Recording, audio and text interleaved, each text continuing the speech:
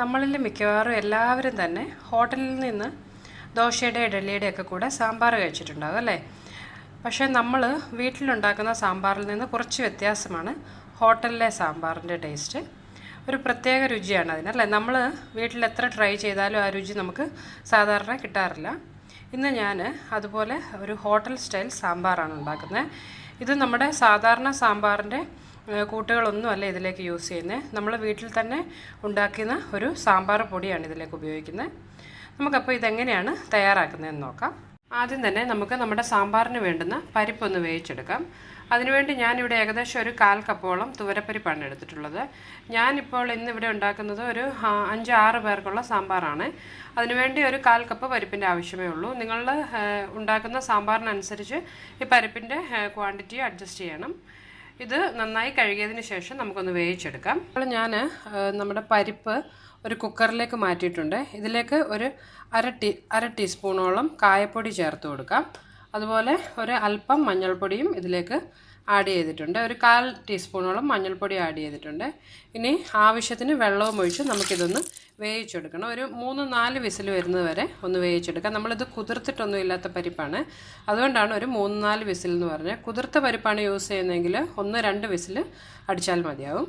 പരിപ്പ് വെന്ത് വരുന്ന സമയം കൊണ്ട് നമുക്ക് ഇതിലേക്ക് വേണ്ടുന്ന പൊടി, സാമ്പാറിനുള്ള പൊടി തയ്യാറാക്കാം. നമ്മൾ വീട്ടിൽ തന്നെ ഉണ്ടാക്കുന്ന സാമ്പാർ പൊടിയാണ് ഇതിന് യൂസ് ചെയ്യുന്നത്. അത് ഉണ്ടാക്കുന്നതിന് വേണ്ടി ഞാനിവിടെ ഏകദേശം 1 ടേബിൾ സ്പൂൺ വീതം കടലപ്പരിപ്പും 1 ടേബിൾ സ്പൂൺ പച്ചമല്ലിയും എടുത്തിട്ടുണ്ട്. പിന്നെ ഒരു 4-5 വത്തൽമുളകും എടുത്തിട്ടുണ്ട്. ഇത് നമുക്കൊന്ന് ഡ്രൈ റോസ്റ്റ് ചെയ്തെടുക്കണം. ഈ മല്ലിയുടെയൊക്കെ ആ ഒരു പച്ച മണം ഒന്ന് മാറിക്കിട്ടുന്നതിന് വേണ്ടിയാണത്. പിന്നെ ഇത് ഞാൻ സ്പൈസ് കുറച്ചാണ് എടുത്തിട്ടുള്ളത്. ഞാനൊരു 4 വത്തൽമുളകാണ് ഇവിടെ എടുത്തിട്ടുള്ളത്. എരിവ് കൂടുതൽ വേണമെന്നുള്ളവർക്ക് ഒരു 5-6 വത്തൽമുളക് ഇതിലേക്ക് യൂസ് ചെയ്യാം. ഞാൻ ഇന്ന് ഉണ്ടാക്കുന്ന ഈ സാമ്പാറിൻ്റെ പ്രോസസ്സെല്ലാം എൻറ്റയർലി ഡിഫറെൻ്റ് ആണ് നമ്മുടെ സാധാരണ നമ്മൾ ചോറിൻ്റെ ഒക്കെ കൂടെ ഉണ്ടാക്കുന്ന സാമ്പാറിൽ നിന്നും. ഈ സാമ്പാറിൻ്റെ പൗഡറും ഒക്കെ കുറച്ച് ഡിഫറെൻ്റ് ആയിട്ടുള്ളതാണ്. പക്ഷേ ഇത് അവസാനം ഉണ്ടാക്കി വരുമ്പോൾ നമ്മൾക്ക് റെസ്റ്റോറൻറ്റിൽ നിന്നൊക്കെ കിട്ടുന്ന അതേ സാമ്പാറിൻ്റെ ടേസ്റ്റ് ആയിരിക്കും. അതുപോലെ നമ്മളിപ്പോൾ ഈ ഡ്രൈ റോസ്റ്റ് ചെയ്ത് പൊടിച്ചെടുക്കുന്ന സാമ്പാറിൻ്റെ പൗഡർ ഒരു 2 തവണത്തേക്ക് നമുക്ക് യൂസ് ചെയ്യാനുള്ളതുണ്ട്. ഇത് മുഴുവനും നമുക്ക് ഒരു പ്രാവശ്യം സാമ്പാർ ഉണ്ടാക്കുമ്പോൾ വേണ്ടി വരത്തില്ല. ഇപ്പോൾ നമ്മുടെ മല്ലിയും അതുപോലെ ഈ കടലപ്പരിപ്പും ഒക്കെ ഒന്ന് റോസ്റ്റായി വന്നിട്ടുണ്ട്. കളറൊക്കെ ചെറുതായിട്ടൊന്ന് മാറിയിട്ടുണ്ട്. ഇനി നമുക്കിത് അടുപ്പിൽ നിന്ന് മാറ്റിയതിന് ശേഷം തണുത്ത് കഴിഞ്ഞ് നന്നായിട്ട് പൊടിച്ചെടുക്കാം. ഇപ്പോൾ ഞാൻ ഡ്രൈ റോസ്റ്റ് ചെയ്ത കടലപ്പരിപ്പും അതുപോലെ വത്തൽമുളകും മല്ലിയും കൂടി നന്നായി പൊടിച്ചെടുത്തിട്ടുണ്ട്. നമ്മൾക്ക് ഈ ഒരു പ്രാവശ്യം സാമ്പാർ ഉണ്ടാക്കുമ്പോൾ ഇതിലേക്ക് ഒരു 1.5 ടേബിൾ സ്പൂൺ അല്ലെങ്കിൽ 2 ടേബിൾ സ്പൂണിൻ്റെ ആവശ്യമേ വരത്തുള്ളൂ. ബാക്കി പൗഡർ നമുക്ക് സൂക്ഷിച്ച് വെച്ചതിന് ശേഷം അടുത്ത തവണ യൂസ് ചെയ്യാവുന്നതാണ്. പിന്നെ ഇതിലേക്ക് ചേർക്കുന്നതിന് വേണ്ടി നമ്മൾ സാധാരണ സാമ്പാറിലിടുന്ന അത്രയും കഷ്ണങ്ങളുടെ ഒന്നും ആവശ്യം ഇതിലേക്കില്ല. ചെറിയൊരു ഉരുളക്കിഴങ്ങും 1 ക്യാരറ്റും ഞാൻ ക്യൂബ്സായിട്ട് അരിഞ്ഞെടുത്തിട്ടുണ്ട്. കുറച്ച് മല്ലിയില വേണം, അതുപോലെ കുറച്ച് കറിവേപ്പില, 1 നെല്ലിക്കയുടെ വലിപ്പത്തിൽ വാളൻപുളി വെള്ളത്തിൽ ഇട്ട് വെച്ചിട്ടുണ്ട്. പിന്നെ ഇതിലേക്ക് ചേർക്കുന്നതിന് വേണ്ടി ഒരു 2-3 പച്ചമുളക് നീളത്തിൽ കീറിയതെടുത്തിട്ടുണ്ട്. കുറച്ച് ചുവന്നുള്ളി, ഒരു 2 അല്ലി വെളുത്തുള്ളി അരിഞ്ഞെടുത്തിട്ടുണ്ട്. 1 തക്കാളി വേണം. പിന്നെ കുറച്ച് കടുകും ഉലുവായും, അതുപോലെ നമ്മൾ ആദ്യം പരിപ്പ് വേവിച്ചപ്പോൾ കായം ചേർത്തിട്ടുണ്ടായിരുന്നു. കായത്തിൻ്റെ രുചി കൂടുതൽ വേണമെന്നുണ്ടെങ്കിൽ ഒരല്പം കായപ്പൊടി കൂടി നമുക്ക് വേണം. പിന്നെ ഇത് താളിക്കുന്നതിന് വേണ്ടി കുറച്ച് വെളിച്ചെണ്ണ വേണം. അവസാനം ഇതിലേക്ക് ചേർക്കുന്നതിന് ഒരല്പം നെയ്യും കൂടി വേണം. ഇനി ഇതെങ്ങനെയാണ് ഉണ്ടാക്കുന്നതെന്ന് നമുക്ക് നോക്കാം. ഒരു പാനിൽ അല്പം വെളിച്ചെണ്ണ ഒഴിച്ചിട്ടുണ്ട്. ഇതൊന്ന് ചൂടായി വരുമ്പോൾ അതിലേക്ക് നമ്മൾ എടുത്തു വെച്ചിട്ടുള്ള കടുകും ഉലുവായും ഒന്ന് ഇട്ട് കൊടുക്കാം. കടുക് പൊട്ടിയതിന് ശേഷം അതിലേക്ക് നമ്മൾ എടുത്തു വെച്ചിട്ടുള്ള ചുവന്നുള്ളിയും വെളുത്തുള്ളിയും അതുപോലെ പച്ചമുളകും ചേർത്ത് നന്നായി ഒന്ന് വഴറ്റിയെടുക്കാം.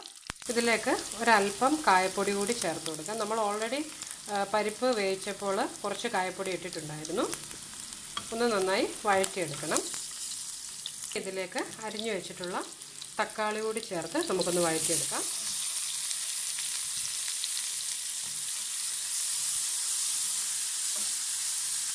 ഇപ്പോൾ നമ്മുടെ തക്കാളിയും അതുപോലെ ചുവന്നുള്ളിയൊക്കെ ആവശ്യത്തിന് വഴന്നു വന്നിട്ടുണ്ട്.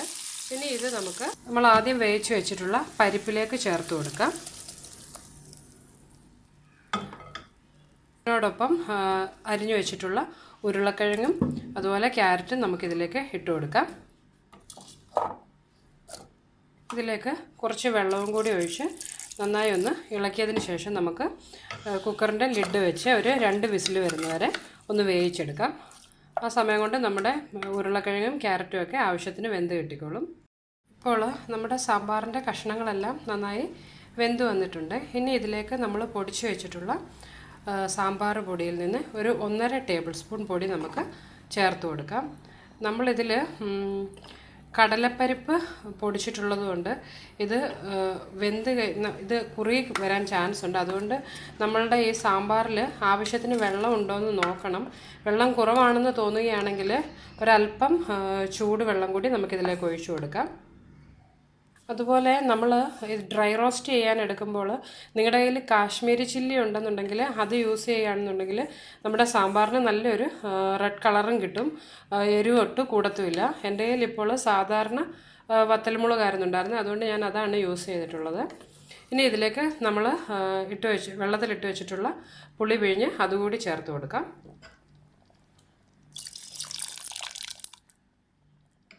അതുപോലെ ആവശ്യത്തിന് ഉപ്പ് കൂടി ഇതിലേക്ക് ചേർക്കണം. എല്ലാം കൂടി നന്നായി ഒന്ന് മിക്സ് ചെയ്തതിന് ശേഷം നമുക്കിതൊരു മീഡിയം ഫ്ലെയിമിലൊരു 4-5 മിനിറ്റ് ഒന്ന് തിളപ്പിച്ചെടുക്കണം. ആവശ്യത്തിന് ഇപ്പോൾ നമ്മുടെ സാമ്പാർ തിളച്ചിട്ടുണ്ട്. ഇനി ഇതിലേക്ക് എടുത്തു വെച്ചിട്ടുള്ള മല്ലിയിലയും കറിവേപ്പിലയും ചേർത്ത് കൊടുക്കാം. എല്ലാം കൂടി നന്നായി ഒന്ന് മിക്സ് ചെയ്തതിന് ശേഷം ഒരു മിനിറ്റ് കൂടി നമുക്കിതൊന്ന് തിളപ്പിച്ചതിന് ശേഷം തീ ഓഫ് ചെയ്യാം. ഇപ്പോൾ നമ്മുടെ സാമ്പാർ ആവശ്യത്തിന് തിളച്ചിട്ടുണ്ട്. ഇനി നമുക്ക് തീ ഓഫ് ചെയ്തതിന് ശേഷം ഒരു ടീസ്പൂൺ നെയ്യ് കൂടി ഇതിലേക്ക് ചേർത്ത് കൊടുക്കാം. എല്ലാം കൂടി നന്നായി ഒന്ന് ഇളക്കിയതിന് ശേഷം നമുക്കിത് അടച്ചു വയ്ക്കാം. അതിനുശേഷം ഒരു 10 മിനിറ്റ് കഴിഞ്ഞ് നമുക്കിത് സെർവ് ചെയ്യാവുന്നതാണ്. അങ്ങനെ നമ്മുടെ റെസ്റ്റോറൻറ്റ് സ്റ്റൈൽ സാമ്പാർ ഇവിടെ റെഡി ആയിട്ടുണ്ട്. ഇത് ശരിക്കും നല്ല ടേസ്റ്റി ആയിട്ടുള്ള സാമ്പാറാണ്. നമുക്ക് റെസ്റ്റോറൻറ്റുകളിൽ നിന്നൊക്കെ കിട്ടുന്ന അതേ രുചി തന്നെയാണ് ഇതിന്. ഇഡലിയുടെയും ദോശയുടെയും ഒക്കെ കൂടെ നല്ലൊരു കോമ്പിനേഷനാണ്. എല്ലാവരും ഇത് ട്രൈ ചെയ്ത് നോക്കുക. നിങ്ങൾക്കതുപോലെ ഈ റെസിപ്പീസൊക്കെ ഇഷ്ടമാകുന്നുണ്ടെങ്കിൽ മറക്കാതെ എൻ്റെ യൂട്യൂബ് ചാനൽ സബ്സ്ക്രൈബ് ചെയ്യണം. താങ്ക്